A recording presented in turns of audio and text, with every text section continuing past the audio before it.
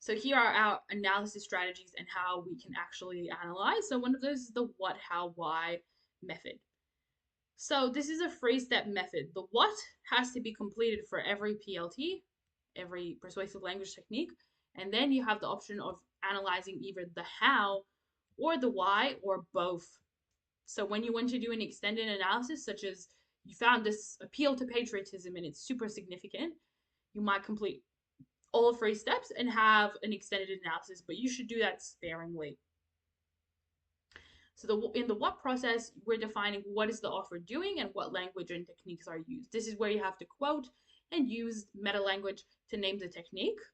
And then you need to actually explain it before you can analyze it. So moving on to the next step. Don't forget this part. Students miss that explanation part a lot of the time. And then it is not clear how does this technique possibly lead to this intended effect if you haven't explained it. So making sure we don't forget to do that. Then the how is the intended effect. So what does the author want readers to feel or think or do? Always mention specific audience groups.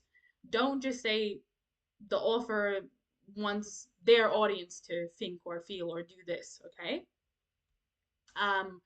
You actually use the audience names because that's actually a specific feedback point that comes up on the examiner's reports. Students not being able to identify audience. And then the why step, which is where you would analyze why does the author want them to think or feel or believe something?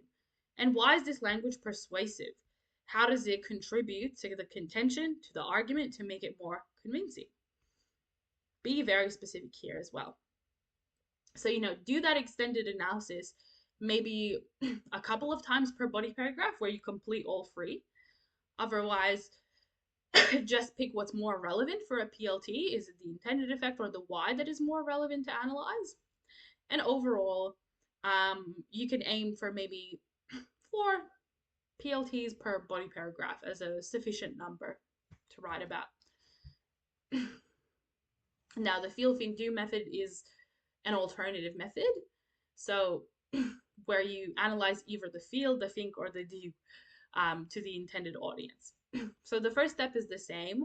Quote the PLT and name it and explain it, and then choose one of these three or multiple to analyze. So, either what emotion does the author want the audience to feel, what does the author want the audience to think, or what does the author want the audience to do? And there's a bit of vocabulary here written down for you guys. So if you like this method, here's an example. By employing a tricolon crescendo, that Australia could become a happy, thriving, multicultural democracy, Morrison positions immigrant Australians to feel embraced. Short and succinct, nice quote. They're less likely to believe that Morrison is respectful, which is the think, and therefore place more trust in him as an authority figure, which is an analysis of the do. I believe this method doesn't work for a lot of PLTs and evidence. This is something you might use as an additional strategy on top of the what, how, why, but I believe this method is what all students should be sticking to. Okay.